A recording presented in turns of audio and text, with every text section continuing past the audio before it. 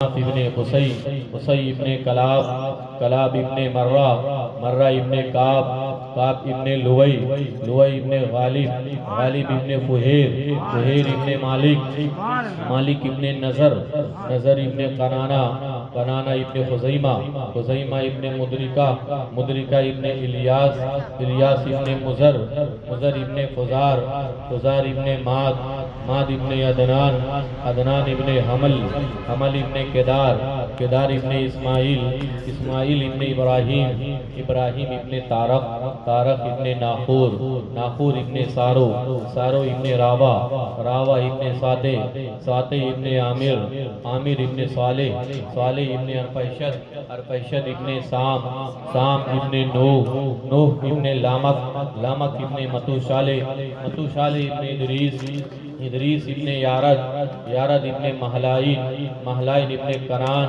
کنان ابن انوس، انوس ابن شیس، شیس ابن آدم علیہ السلام کی نسل اور اصل پر ایک مرتبہ پورا مجمع درود شریف کا نذرانہ بانداز غلامانہ پیش کرے۔ اللہم صلی علی سیدنا و مولانا محمد بارک وسلم، صلو علیہ الصلوۃ والسلام علیک یا رسول اللہ صلی اللہ تعالی علیہ وسلم۔ عزیزان گرامی، آپ حضرات بڑی دیر سے نعت و منقبت سماعت کر رہے ہیں، آپ نے خطاب بھی سماعت کیا۔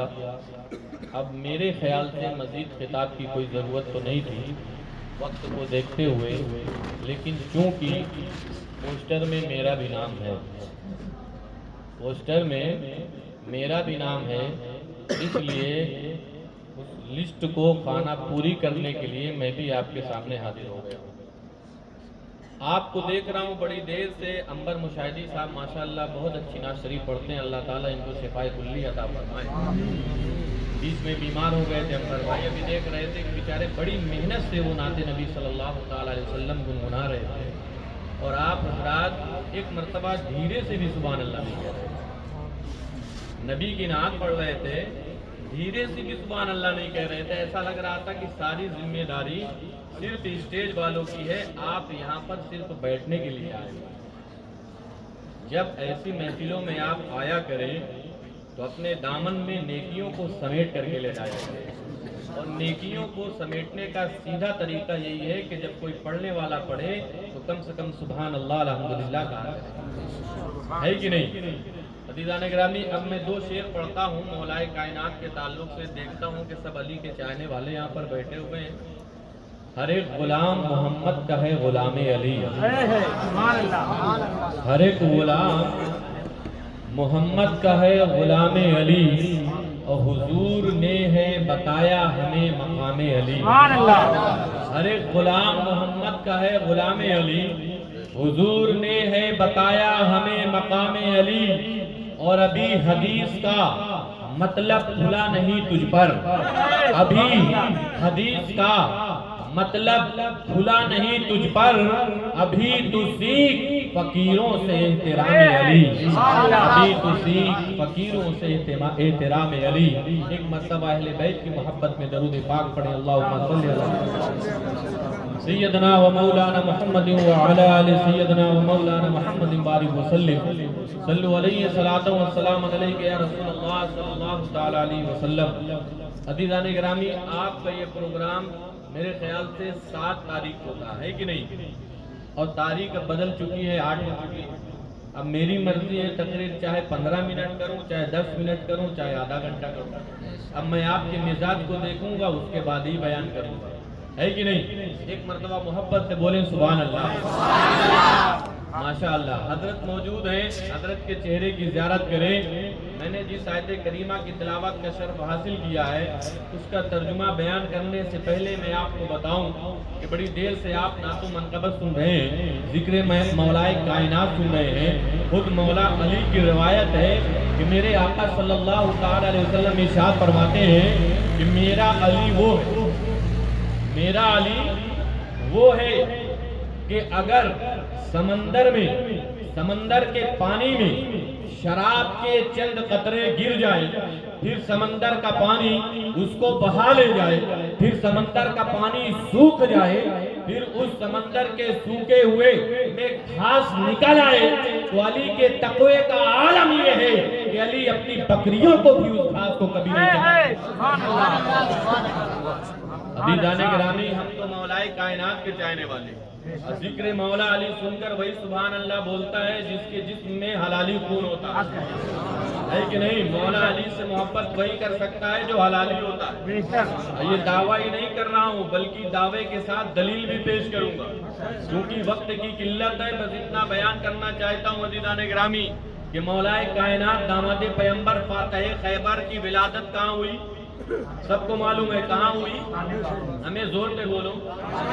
کعبۃ اللہ میں ہوئی۔ آپ کی والدہ محترمہ مطاف میں ہے، درد سے ہوا اچانک کعبے کی دیوار شک ہوئی، آپ کعبے میں داخل ہوئی، علی کی ولادت ہوئی۔ سبحان اللہ۔ علی کہاں پیدا ہوئے؟ علی کہاں پیدا ہوئے؟ کعبۃ اللہ میں پیدا ہوئے۔ ماں نے گود میں لیا، علی نے آنکھیں نہیں کھولی۔ والد نے گود میں لیا، علی نے آنکھیں نہیں کھولی۔ آقا کریم صلی اللہ تعالی علیہ وسلم دونوں عالم کے مالک و مختار نے جب گود میں لیا تو علی نے آنکھیں کھول لی۔ علی نے آنکھیں کھول لی۔ علی نے والدہ کی گود میں آنکھیں نہیں کھولا، اپنے والد کے گود میں آنکھیں نہیں کھولا، بلکہ دونوں عالم کے مالک و مختار کے گود میں آنکھیں کھول کر یہ بتایا کہ اگر علی ماں کی گود میں آنکھیں کھولتا تو صرف کعبہ نظر آتا، باپ کے گود میں آنکھ کھولتا تو صرف کعبہ نظر آتا، لیکن رسول اعظم کے گود میں علی آنکھ کھول رہا ہے تو صرف کعبہ نہیں بلکہ کعبے کا کعبہ نظر آ رہا ہے۔ عزیزان ملت اسلامیہ، علی کی ولادت کعبۃ اللہ میں ہوئی۔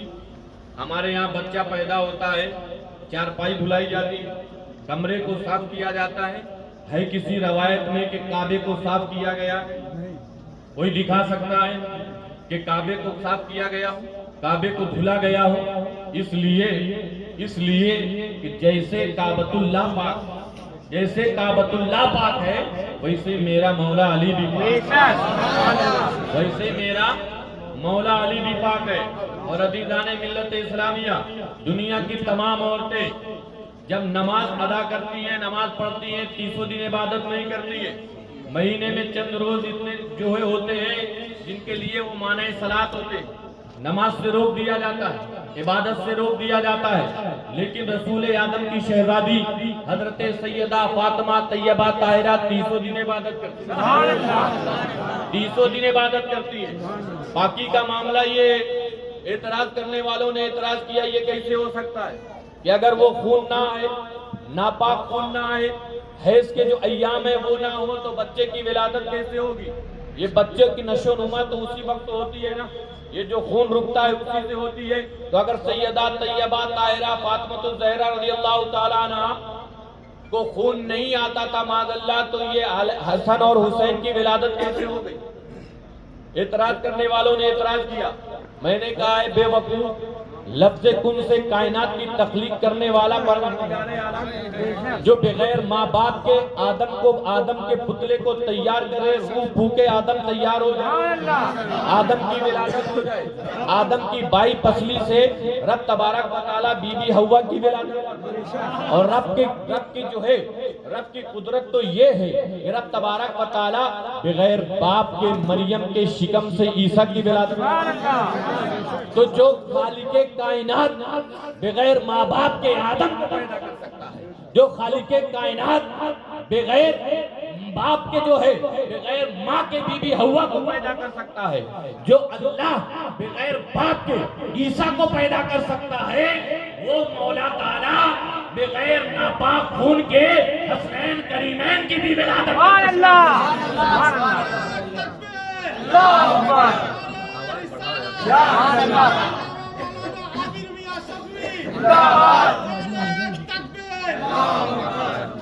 عزیزان گرامی، اللہ تبارک و تعالیٰ کی قدرت تو یہ ہے، تو اگر سیدہ فاطمہ طیبہ طاہرہ 30 دن نماز پڑھے تو حیرت کرنے والی بات ہے، حیرت کرنے والی بات۔ ارے اعلیٰ حضرت عظیم البرکت مجدد دین و ملت نے سارا جھگڑا ہی ختم کر دیا، کہا یا رسول اللہ آپ تو نور ہے ہی بلکہ تیری نسل پاک میں ہے، بچہ نور کا، تو ہے نور تیرا سب گھرانہ نور کا۔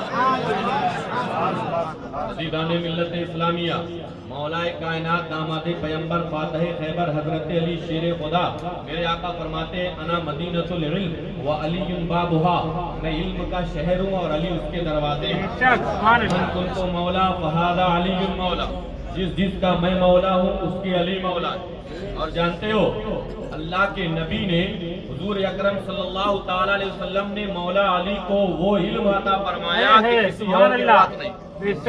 مولا علی کو وہ علم عطا فرمایا تو مولا کائنات نے اعلان کر دیا تھا جس کو جو پوچھنا ہے پوچھو، جس کو جو پوچھنا ہے پوچھو۔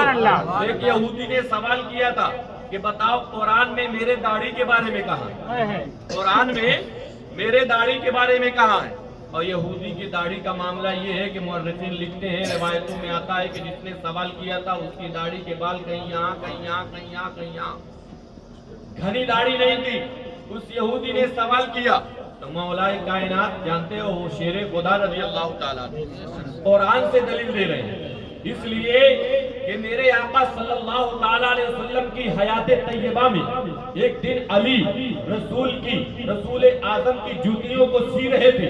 میرے آقا نے علی کی طرف دیکھ کر کے فرمایا اور صحابیوں کو متوجہ کیا، اے میرے صحابیوں دیکھو علی کو دیکھ رہے ہو نا، آج مجھ سے قرآن کی تنزیل پر لڑا جا رہا ہے، ایک وقت ایسا آئے گا کہ علی سے لوگ قرآن کی تفسیر پر جھگڑیں گے۔ ایک وقت ایسا آئے گا کہ علی سے لوگ قرآن کی تفسیر پر جھگڑیں گے، لیکن مولا کائنات کو قرآن کی تفسیر کا علم اتنا کہ جو علی سے علم سیکھے اسے بھی غیب دانی ہو، اسے بھی علم غیب حاصل ہو جائے۔ مولا کائنات نے قرآن پاک سے جواب دیا اور ارشاد فرمایا والبلد الطیب یخرج نباتہ باذن ربی والذی خبث لا یخرج الا نکدا۔ جانتے ہو مفسرین لکھتے ہیں کہ مولا کائنات نے اس آیت کو پڑھا اور اس یہودی سے کہا کہ جو بنجر زمین ہوتی ہے اس پر کہیں کہیں گھاس اگا کرتی ہے اور جو زمین ہموار ہوتی ہے اس پر ہر جگہ گھاس نظر آتی ہے۔ تو تیرا دل جو ہے عشق مصطفیٰ میں عشق میں ڈوبا ہوا نہیں ہے، اس لیے تیرا دل بنجر، تو تیرے چہرے پر داڑھی کہیں کہیں ہے، اور علی کا دل عشق مصطفیٰ سے سرتار ہے، اس لیے ہر جگہ خدوار ہے۔ علی نے قرآن سے جواب دیا، اے علی کے چاہنے والوں، آج آپ کے جلسے میں اسی علی کے بیٹے کی آمد ہے، حضور انوار ملت تشریف فرما ہے۔ ان کی موجودگی میں ایک روایت پڑھنا چاہتا ہوں، مولا کائنات داماد پیمبر فاتح خیبر کی مولا علی رضی اللہ تعالیٰ عنہ۔ جانتے ہو آپ کے ساتھ ایک شخص جن کا نام میثم تمار ہے، کیا نام ہے؟ میثم تمار۔ وہ مولا کائنات کے ساتھ تقریباً 20 سال رہے۔ کتنے سال رہے؟ 20 سال رہے۔ قرآن کی تفسیر مولا کائنات سے پڑھا کرتے تھے۔ ایک دن ایک راستے سے مولا کائنات کے ساتھ میثم تمار جا رہے تھے، مولا علی شیر خدا رضی اللہ تعالیٰ عنہ کھجور کے درخت کے پاس کھڑے ہوئے اور ارشاد فرمانے لگے، اے میثم یہ درخت دیکھ رہے ہو نا، ایک دن تمہیں محبت علی میں اسے پھانسی پر چڑھایا جائے، اس درخت کو پہچان لو، ایک دن تمہیں محبت علی پر سولی پر چڑھایا جائے گا۔ اور یاد رکھو جے پور کے سنی سہیلی عقیدہ مسلمانوں، امتحان اسی کا ہوتا ہے، آزمائش اسی کی ہوتی ہے، ایگزام اسی کا ہوتا ہے جو زیادہ محبت کرنے والا ہے، جو زیادہ قریبی ہوتا ہے اسی کا امتحان ہوتا ہے۔ اور ہم تو اس ابراہیم علیہ السلام کی سنت پر عمل کرنے والے، قربانی کرنے والے لوگ ہیں جس ابراہیم کو آزمائش کے لیے نمرودیت کے آگ میں بھی ڈالا گیا، جس حضرت ابراہیم کو بیٹے کی قربانی بھی مانگی گئی، نمرودیت کے آگ میں بھی ڈالا گیا، لیکن وہ حضرت ابراہیم تمام امتحانات میں، تمام آزمائش میں ایسے کامیاب ہوئے کہ نبوت کا منبع سر چشمہ بنا دیا۔ اور عزیزان ملت اسلامیہ، آپ ہی کی اولاد سے ہم سب کے آقا جناب محمد رسول اللہ صلی اللہ تعالی علیہ وسلم کو بھی آپ کی ذریت کو عطا کر دیا۔ بہرحال میں تفصیل میں نہیں جانا چاہتا ہوں، اتنا بتانا چاہتا ہوں کہ آزمائش اسی کی ہوتی ہے جو زیادہ قریبی ہوتا ہے، جو زیادہ محبت کرنے والا ہوتا ہے۔ کیا آپ نے نہیں دیکھا کہ حسین نے کربلا میں ایک مرتبہ سجدے میں ذکر الہی کیا تو حسین نے سر کو کٹا تو دیا، لیکن آج بھی حسین کا ذکر پوری دنیا میں۔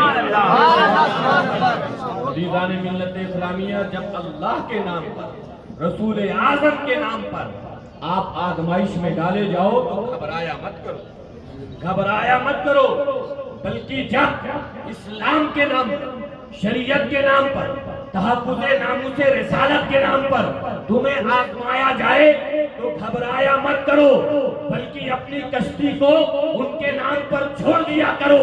اب کنارے لگانا مدینے کے تاجدار کا کام ہے، رسول اعظم کا کام ہے۔ لیکن آج ہم اتنا بزدلی کا مظاہرہ کر رہے ہیں کہ عزیزان گرامی، ہم وہ بات بھی نہیں کہہ پاتے ہیں جو اپنے عوام تک ایک عالم کی ذمہ داری ہوتی ہے پہنچانا، ہم اس سے بھی گریز کر رہے ہیں۔ لیکن یاد رکھو عزیزان ملت اسلامیہ، العلماء ورثۃ الانبیاء، جو علماء کو کہا گیا ہے، اس لیے نہیں کہا گیا ہے کہ علماء جو ہے انبیاء کے وارثین ہیں، مالک ہیں، بلکہ جو علم کی وراثت ہے نا اس کے وارث ہیں۔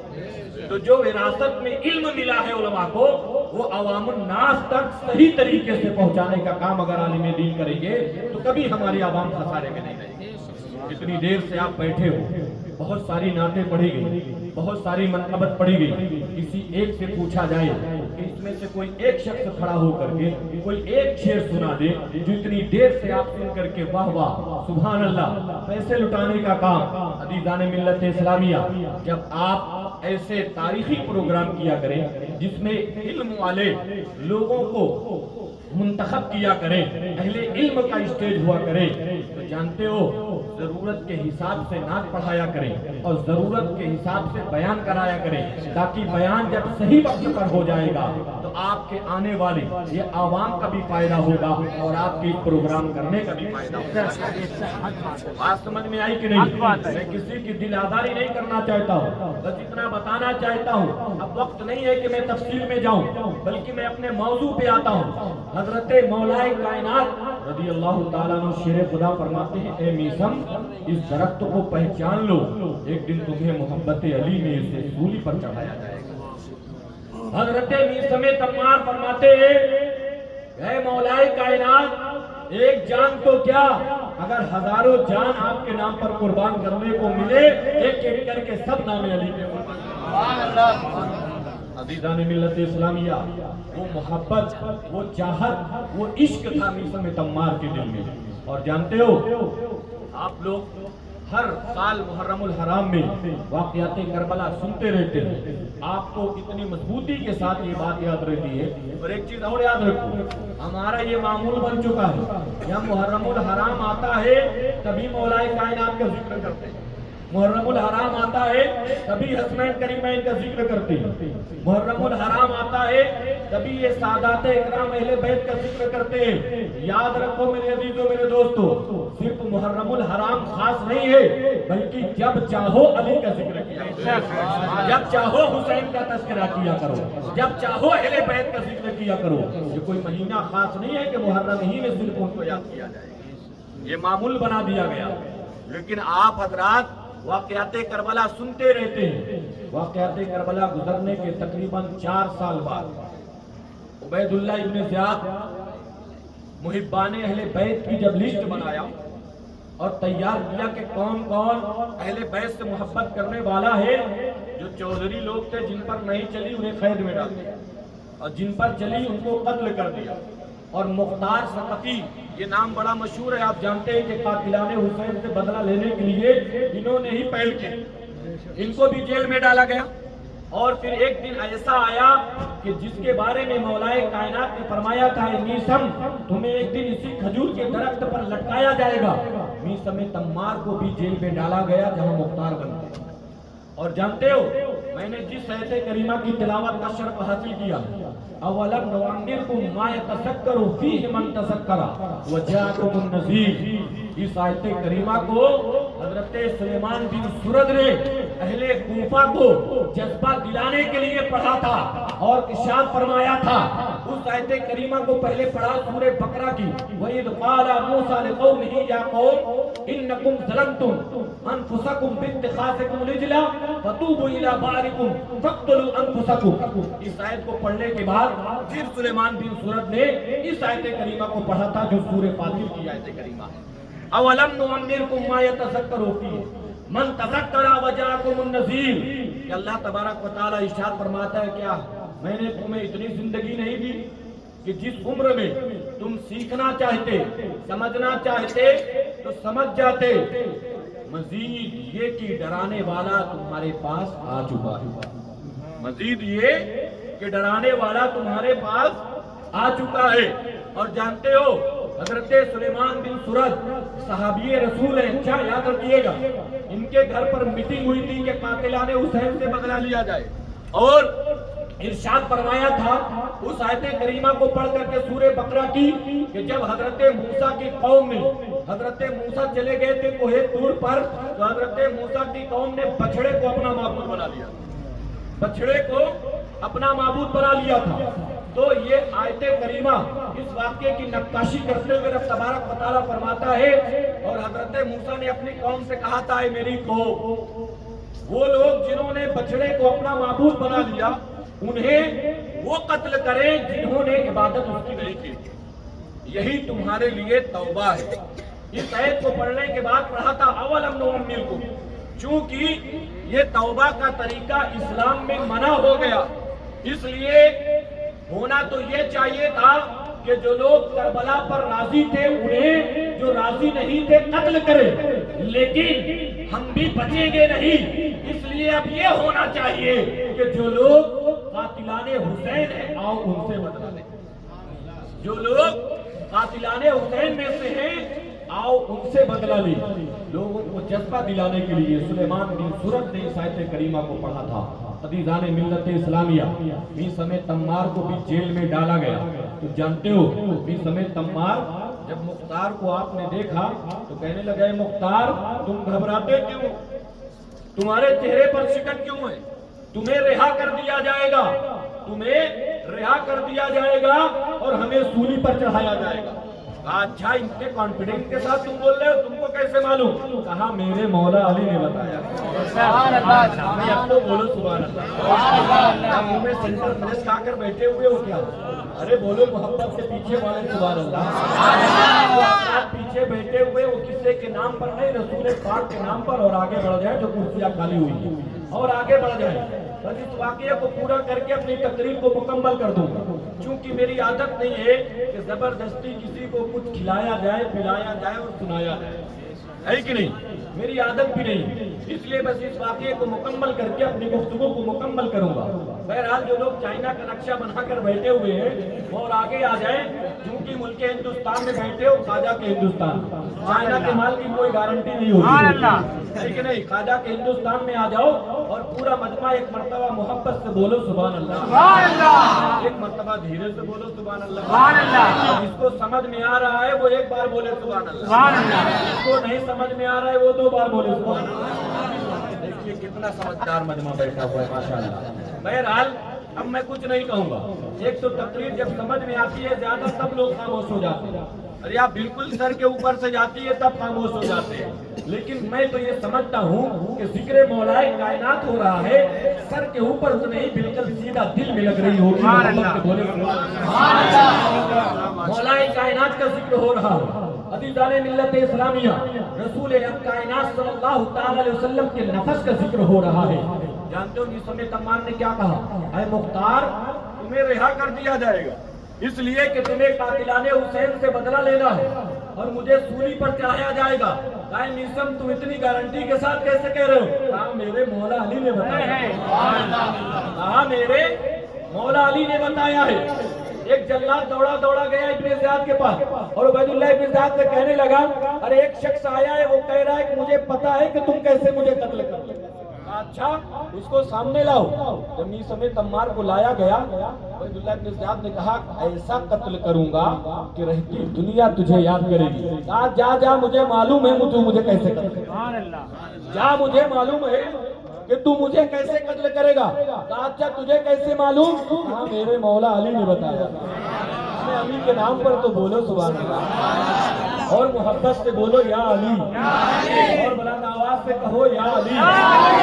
عزیزان گرامی، انہی سمیت عمار کہتے ہیں کہ میرے مولا نے بتایا ہے کہ پہلے میرا پیر کاٹا جائے گا، پھر میرا ہاتھ کاٹا جائے گا، پھر میری زبان کاٹی جائے گی، اس کے بعد سولی پر چڑھا دیا جائے گا۔ عبید اللہ ابن زیاد نے کہا ہے جلاد اس کا پیر تو کاٹ دینا، اس کا ہاتھ تو کاٹ دینا، لیکن اس کی زبان نہ کاٹنا تاکہ علی کی بات جھوٹی ہو جائے، تاکہ علی کی بات جھوٹی ہو جائے۔ ہمیں جب رسول اعظم کی بات جھوٹی نہیں ہو سکتی تو رسول کے نفس کی بات کیسے؟ آپ جانتے ہو جنگ بدر میں رسول اللہ صلی اللہ تعالیٰ علیہ وسلم نے نقشہ کھینچ دیا تھا کہ فلانا یہاں مارا جائے گا، فلانا یہاں مارا جائے گا، فلانا یہاں مارا جائے گا۔ جب ابو جہل گھوڑے سے گرا اور جو دائرہ ہمارے آقا نے کھینچا تھا، ابو جہل نے لوگوں سے پوچھا اے لوگوں بتاؤ میں وہی تو نہیں گرا ہوں جہاں محمد نے دائرہ کھینچا تھا؟ لوگوں نے کہا ہاں تم وہی گرے ہو جہاں محمد نے دائرہ کھینچا تھا۔ ابو جہل نے سوچا کہ کھسک کر کے آگے چلا جاؤں، ملک الموت آئے، ٹیٹوا پکڑ کر کے دبایا، کہا مر، تجھے یہی مرنا ہوگا، اس لیے کہ میرے محمد نے فرمایا، اس لیے کہ میرے آقا نے فرمایا مر، تجھے یہی مرنا ہوگا۔ تو جب رسول آدم کی بات جھوٹی نہیں ہو سکتی تو رسول اللہ کے نفس کی بات کیسے ہوگی؟ اس لیے کہ قرآن نے محمد کا نفس کہا ہے۔ جب عیسائیوں سے مناظرہ اور مباہلہ ہوا تھا نا تو میرے آقا صلی اللہ تعالی علیہ وسلم قرآن لے کر کے نہیں گئے تھے، انجیل لے کر کے نہیں گئے تھے، توریت لے کر کے نہیں گئے تھے، زبور لے کر کے نہیں گئے تھے، بلکہ ندعو ابنانا وابناکم ونسانا ونساکم وانفسنا وانفسکم۔ میرے آقا مولائے کائنات کو لے کر کے گئے تھے، حسنین کریمین کو لے گئے تھے، توریت لے کر کے نہیں گئے، زبور لے کر کے نہیں گئے، انجیل لے کر کے نہیں گئے، قرآن لے کر کے نہیں گئے، بلکہ اہل بیت کو ساتھ میں لے کر کے میرے آقا عیسائیوں سے مناظرے کے لیے گئے۔ تو جب میرے آقا کی بات جھوٹ نہیں ہو سکتی تو محمد کے نفس کے بات کیسی جھوٹی ہو سکتی ہے؟ عزیزان ملت اسلامیہ، اس سمیت عمار نے جب اتنا بتایا تو ابن زیاد نے جلاد نے کہا پیر تو کاٹ دینا، ہاتھ تو کاٹ دینا، لیکن اس کی زبان نہ کاٹنا تاکہ علی کی بات جھوٹی ہو جائے، اور علی کی بات جھوٹی ہو ہی نہیں سکتی، علی کی بات جھوٹی ہو ہی نہیں سکتی ہے۔ عزیزان ملت اسلامیہ، مولا کائنات کا وہ شہیدہ میثم عمار یہ بیان کرنے کے بعد جلاد آگے بڑھا، آپ کے پیر کو گھٹنے سے کاٹا، آپ نے اف تک نہ کیا، آپ کے ہاتھ کو کاٹا، آپ نے اف تک نہ کیا، اب آپ کو لے چلے سولی پر چڑھانے کے لیے۔ تمہیں سمیت عمار نے کہا اے جلاد ذرا ٹھہر جا، میرے مولا نے اور بھی کچھ بتایا، ذرا ٹھہر جا، میرے مولا نے اور بھی کچھ بتایا ہے۔ تو کہا کیا تمہارے مولا نے بتایا ہے؟ اب میں عنبر مشاہدی صاحب کی توجہ کا طالب، کسی شاعر نے کہا تھا ہم نے شجرہ دیکھا ہے دشمنان حیدر کا، ماں کا نام ملتا ہے ولدیت نہیں ملتی۔ اس شعر کو ذہن میں رکھیں، آگے سے پیچھے تک، دائیں سے بائیں تک، چونکہ میں دیکھ رہا ہوں کہ اسٹیج والے جب خاموش ہیں تو مجمع تو خود ہی خاموش ہو جائے گا، جب ڈپارٹ والے نہیں بولتے ہیں نا تو سامنے والے بھی سوچتے ہیں کہ ہماری کیا ضرورت ہے بولنے کی، ہے کہ نہیں؟ آپ بولیں یا نہ بولیں، بس بغور سن لیں، میں سمجھوں گا کہ یہ جلسہ کامیاب ہو گیا، کیونکہ ذکر علی ہو رہا ہے، اور جہاں پر ذکر علی ہو وہاں پر عبادت ہوتی ہے، علی کا ذکر عبادت ہے کہ نہیں؟ ہمیں بولو سبحان اللہ، علی کا ذکر عبادت ہے۔ اب جانتے ہو میثم عمار نے کہا ہے جلاد ذرا ٹھہر جا، میرے مولا نے اور بھی کچھ بتایا ہے۔ کہا کیا بتایا ہے؟ اور میثم عمار اشارہ کرتے ہیں اس غدارانہ اہل بیت کی طرف جو مجمع لگا ہوتا ہے۔ میثم عمار کہتے اے فلاں تو حرامی ہے، تیرا باپ فلاں ہے، تو مشہور تو فلاں سے ہے لیکن تیرا نسب فلاں سے ہے، اے فلاں تو حرامی ہے، تیرا باپ بھی ایک چرواہا ہے، تو مشہور فلاں سے ہے۔ اب ایک ہنگامہ برپا ہو گیا، لوگ اپنی ماں کی طرف بھاگنے لگے، پوچھنے لگے، ایک شخص کہہ رہا ہے میں اپنے باپ کا بیٹا نہیں ہوں، دوسرا شخص بولتا ہے رام عیسیٰ تمار کہہ رہے ہیں کہ میں اپنے باپ کا بیٹا نہیں ہوں۔ ماں نے کہا ہاں تو فلاں چرواہے کا بیٹا ہے۔ ایک ایک کی طرف مخاطب ہو کر کے سمیت تمار سب کا نسب بیان کرنے لگے، سب کا ابا بتانے لگے۔ جلاد دوڑا دوڑا آیا، کہا ابن زیاد وہ شخص تو سب کا نسب بتا رہا ہے، سب کا ابا بتا رہا ہے، سب کی مثال دے رہا ہے، اے فلاں تو فلاں سے جو ہے مشہور ہے، اے فلاں تو حرامی ہے لیکن فلاں سے مشہور ہے۔ ابن زیاد دوڑا دوڑا آیا، کہا اے جلاد جلدی اس کی زبان کو کاٹ دے، کہیں ایسا نہ ہو کہ میرا نسب بھی ہے۔ تکبیر، نعرہ رسالت، نعرہ حیدری۔ اے جلاد جلدی اس کی زبان کو کاٹ دے۔ جیسے ہی جلاد بڑھا زبان کو کاٹا، میں نے کہا علی کی بات سچی ہو۔ اور جانتے ہو تاریخ کے اوراق میں اس واقعے کو نقل کیا گیا کہ علی کا ذکر کرنے والے اہل زبان تو ابھی بھی موجود ہیں اور انشاءاللہ تعالیٰ صبح قیامت تک رہیں گے، لیکن کٹی ہوئی زبان سے میثم تمار کو اسی کھجور کے درخت پر لٹکایا گیا جس کی پیشین گوئی مولا کائنات نے کی تھی۔ تو کٹی ہوئی زبان سے میثم تمار علی علی، آپ بولے علی علی علی علی علی پکارتے ہوئے میثم تمار سولی پر چڑھ گئے۔ یہ مولا کائنات کی محبت حضرت میثم تمار رضی اللہ تعالیٰ عنہ سے تھی۔ اس طریقے کی بہت ساری باتیں تھیں جو میں سوچا تھا کہ آپ کے گوشے گزار کروں گا، ورنہ جو ہے وقت کی بھی قلت ہے اور مائک کی جو ہے آواز کو بھی برابر سلو کرایا جا رہا ہے، اس لیے کہ جو ہے پرمیشن کا بھی معاملہ ہوگا اور وقت بھی زائد ہو گیا ہے، اب جو ہے موقع بھی نہیں ہے کہ کچھ بولا جائے، کچھ سنایا جائے۔ اسی لیے کہا جاتا ہے کہ جب پروگرام کرایا جائے تو جو مہمان ہو صرف انہی کو وقت دیا جائے۔ وقت مہمان کو جب دو گے تو آپ کا جلسہ مکمل طریقے سے 12 بجے تک اختتام پذیر ہو جائے، لیکن ہوتا یوں ہے کہ آپ مہمان کو بلاتے تو ضرور ہیں لیکن پڑھاتے اور بیٹھاتے ہیں خطابت کے لیے 12 کے بعد، اور اس کے بعد پھر سارے لوگ آتے ہیں وائلوم کم کرانے کے لیے۔ چونکہ مجبوری ہے، پرشاسن کا جو ہے آدیش بھی ہے، اس کا پالن بھی کرنا چاہیے، لیکن اس چیز کا ہمیشہ خیال رکھنا چاہیے۔ اور یہ ائمہ مساجد اسٹیج پر موجود ہیں جن کو صبح جا کر کے فجر کی نماز بھی جماعت کے ساتھ پڑھانی ہے، ان کا بھی خیال رکھا کریں۔